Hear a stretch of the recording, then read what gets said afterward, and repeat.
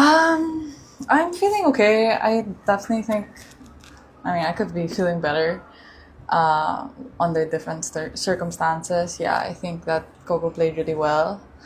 Um, I don't think that was my best performance, ever.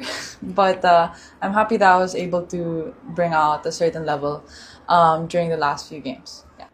I think at the end of the day, I definitely could have performed better today. Um, but yeah, all things aside, at the end of the day, I think there's still definitely a gap um, in terms of level between me and Coco and other players of her caliber. So yeah, I think she did great, and my job is to try and close that gap, and I think I'm doing that quite well. So I'll keep working on it, and hopefully next time will be a bit tighter. Yeah. I think there was a completely different set of challenges here. I think each of those experiences were super special. So this week in Miami, um, everything was new there. It was my first time being in the semifinal of 1,000 and playing all these players.